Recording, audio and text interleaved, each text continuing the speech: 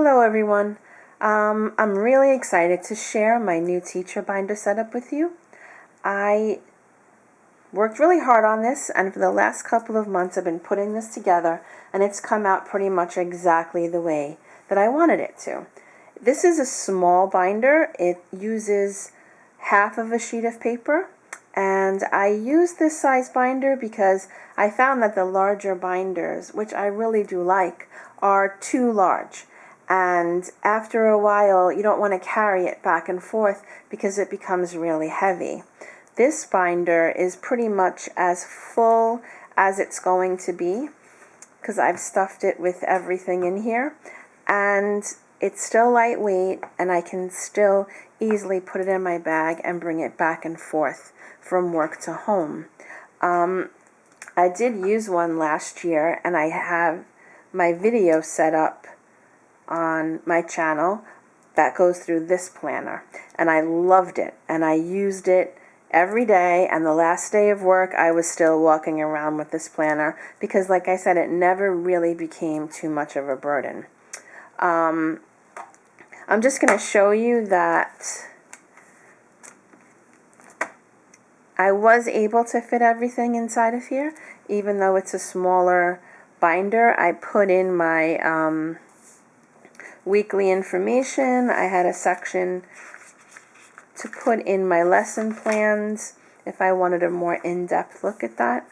But this really worked out well for me, and I would have used the exact same binder and setup, except all the files that I had these inserts on crashed in my computer.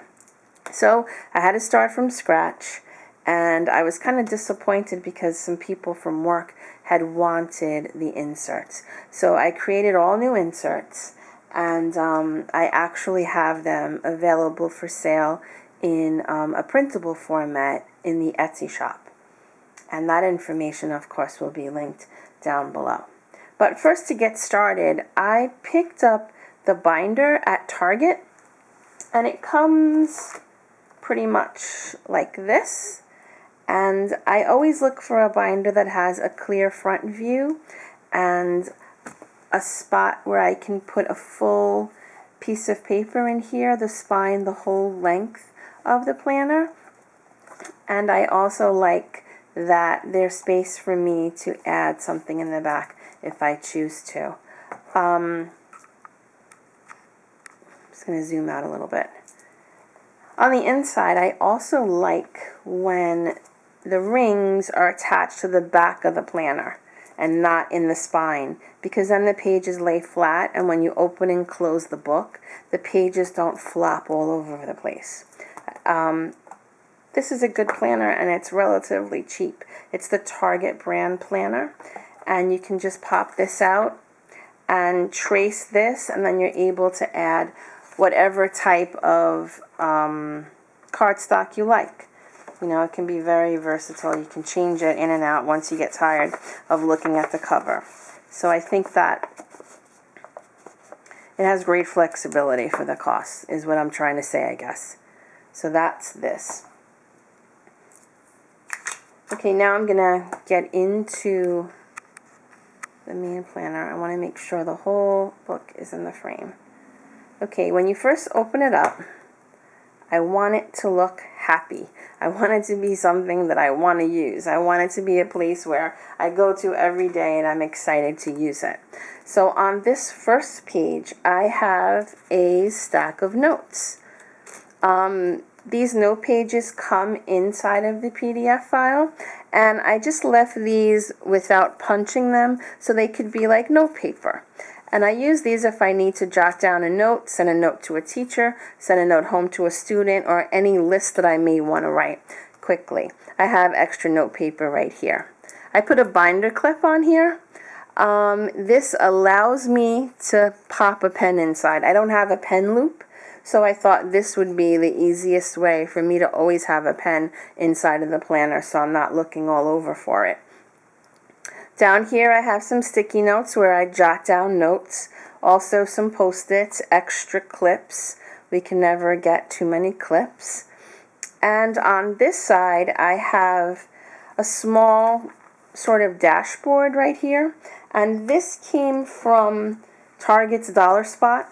It was a pack of note paper like this, and I just took one of the pages of note paper, I laminated it, put some washi on it, punched holes in it, and now I leave it in the front of the planner. I can write on here with my dry erase markers if I need to, or I stick notes here. So when I first open my book, I can look at this right away. And that's just a decorative paper clip that I put there. And some more sticky notes on the back. Now I'm going to come to the main part of the planner. And the first page says Teacher Plan Book. And on most of the section dividers, I have, on all the section dividers actually, I have the title colorful and then some kind of graphic and a quote about teaching or about that section. A good teacher can inspire hope, ignite the imagination, and instill a love of learning. And that's by Brad Henry. So this can introduce the section, and you can use these as as section dividers if you choose to. I laminated this one just because it's the first one in the book, and it kind of introduces the book, so I wanted to protect the rest of the pages underneath. But I didn't laminate the rest of them. It's just a personal choice, however you want to set up your book. And I do realize that no planner can satisfy everyone. And you need to really take a look at different planners that are available and really shop for your preferences. Some of you may prefer a larger binder. You have to really go by what you're going to be using it for and what pages you need and where you can keep your information. This is a suggestion, and this is only what works for me. I wasn't able to find exactly what I was looking for, and I enjoy making these inserts. So I just made them myself, and I made them specifically for the things that I need that I thought most of my colleagues would be able to use. Many of the other planners, though, they have some adorable ones for lower elementary school, and they're very cutesy. It's not my personal style, but I do think that they're cute and they're adorable. Anyway, back to the planner. So this is just the front page. It introduces the book. I have just a simple information page where you can put down the school address and the school phone number just as a reference. Then we come to my first divider. Now I made these using cardstock, and I took a package of small binder dividers, actually these Avery plastic dividers, and I traced them. And that's how I got the template to create this. And then I used my label maker to make the title for this page. And this first section is business. Okay, and my goal is no longer to get more done, but rather to have less to do. And I think we can all appreciate that. That's by Francine Joy. Okay, on the inside here, let me zoom in a bit. This is the personal attendance tracker, and on here I write down when I'm absent. I like to keep track of that. I like to make sure I don't forget any of the days that I took off, or I want to make sure everything's consistent, so when the secretary asks me to sign off on my days, I have a reference page where I can check back. I also mark on here when I work extra, and also when I are out for professional development. So this is all about my attendance, and it's also a quick glance at the different months. On the next page, I have just a monthly, like really a year at a glance, where I can put in some notes in here. This can be used for anything. It can be used for when things are due, for trips, for the different year. I used it last year for when my bulletin boards were due or different items were due. This year I just put down happy birthday on it because I like to keep track of my colleagues' birthdays. We usually exchange cards and such. So I wanted to have that this time as used as a birthday. And here are those notes pages I was talking to you about. Here I did punch one and put it in here in case there's anything else I'd like to add about the year overall. Next, we have the goals for 2015-2016. Sometimes principals ask for goals. You have to, you set goals in the beginning of the school year, even for yourself, for personal reasons.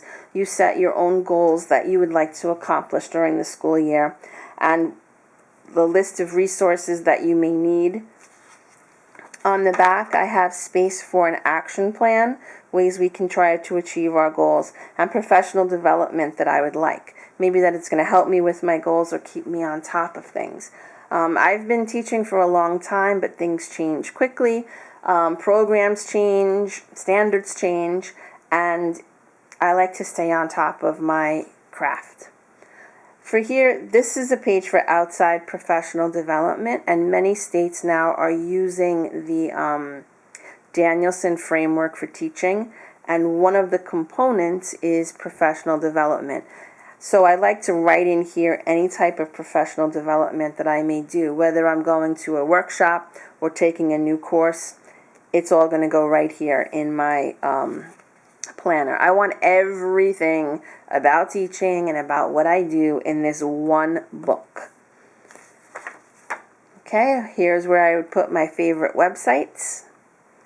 Here is where the passwords would go. Important phone numbers. Certain students you have to call more than others.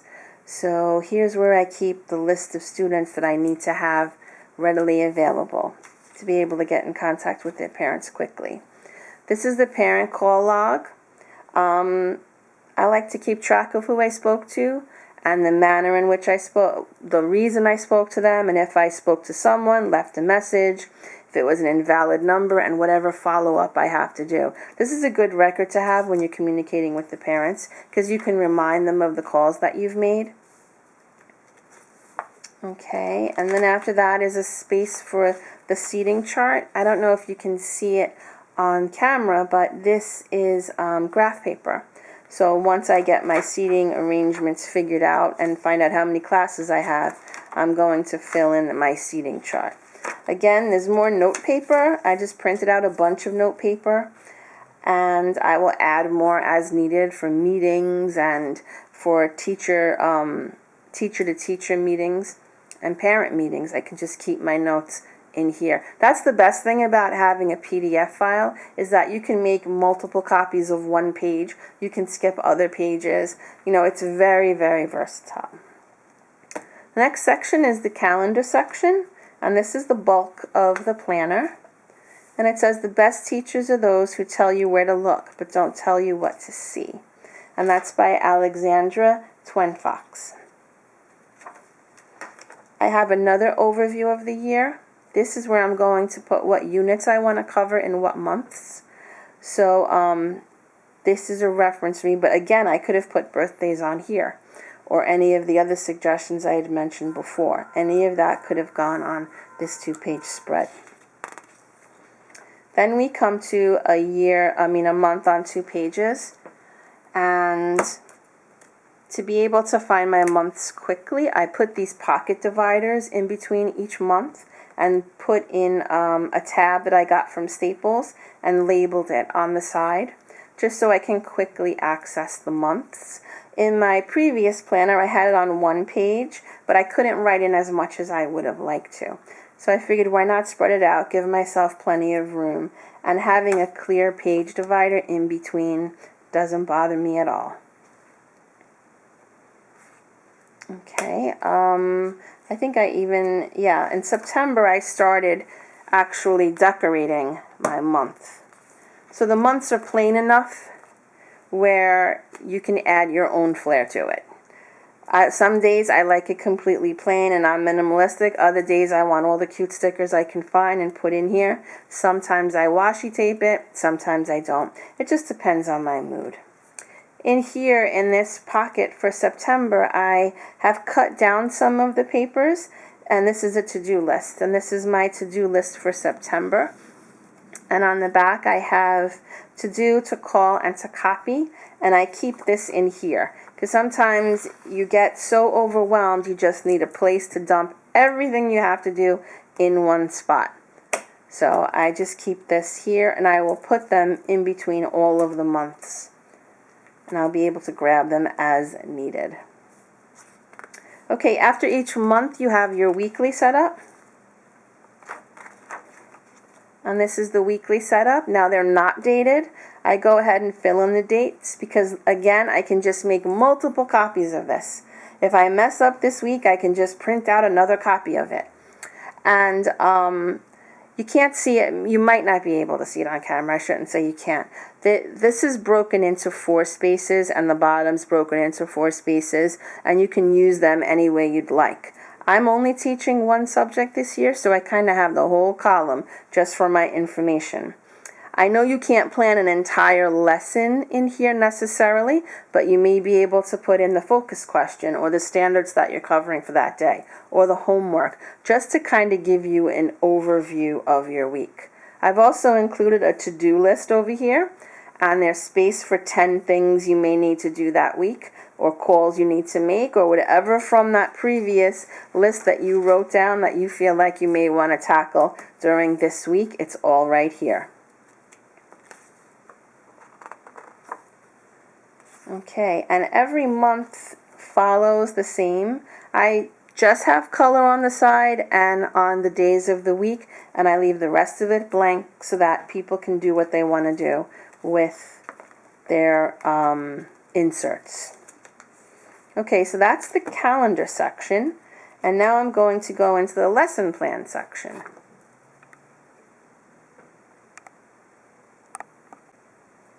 Okay, this is the lesson planning section, and here is where you can do more detailed planning. Here's another quote. And inside, this is just a generic template. This is where I can expand upon my lesson. I can put in my essential questions, the target vocabulary, how I'm going to differentiate, questioning that I'm going to use, and then the engage, explore, summarize, assessment, and homework. Now sometimes I don't need to fill this out. I can fit everything I need in the weekly spread. And sometimes there's more to say or there's more to do, so I may take and use these pages. Again, you can print out as many or as few of these as you would like. And the next section is assessment and everything that has to do with assessment. So we have the beginning page here. Now we're required to put our grades online into a computer grading system, and they want the assignment and the grade for it. So here I keep track of the assignments that I give for each marking period. I put the date and I give each one an assignment number, so it's easy for me to keep track online of the assignment title and then the grades for the assignment. So along with this page where I list the assignments, I put the numbers of the assignment across the top here. You know, I list my students and then I can put their grade in these boxes. Again, I can print out as many of these as I need depending on the number of classes that I have or the number of students I have. And I have these pages for each marking period. And we go by 4 marking periods. I'm not sure what everyone else does. Okay, also in the assessment section, I have a sheet, and they're in sheet protectors because I didn't hole punch them in there. I don't want to bulk it up too much. Here I have sheets for conferences, my conference schedule, and on Monday I might list the students I want to speak to or the small group that I may want to work with, or the skill I want to work with certain groups of kids. So here's where I kind of plan out my conferences for the week based on what they've done in class and their classwork. And then when I do have a small group conference, I talk about the skill that I cover, the students that are in that small group, and I put in here any notes that I need to take from that conference. Maybe something else I'd like to go over, or if they all got it, or the names of students that still need further assistance. So that's my small group conference sheet. On this side is an individual conference sheet. Sometimes I meet with students one-on-one, depending on the amount of time we have. And I put down their name, the topic that we're covering, the goal that we set at the end of the conversation, and just notes about what took place during that conversation. Okay, another insert is communicating with parents. And I'm going to zoom in on this one so that you can see it a little bit better. Very generic. It's to keep parents informed in between marking periods and in between. Okay, here's a sheet that I use to communicate with parents. It's, like I said, it's a very generic sheet, and it has positive things on one side and things the student needs to work on the other side. And this is good information for parents in between the actual grading periods. So it has examples like is completely up to date with their homework, works cooperatively in a group, is always on time for class, and on the other side is missing homework assignments, is disruptive during class time. So this kind of keeps parents informed.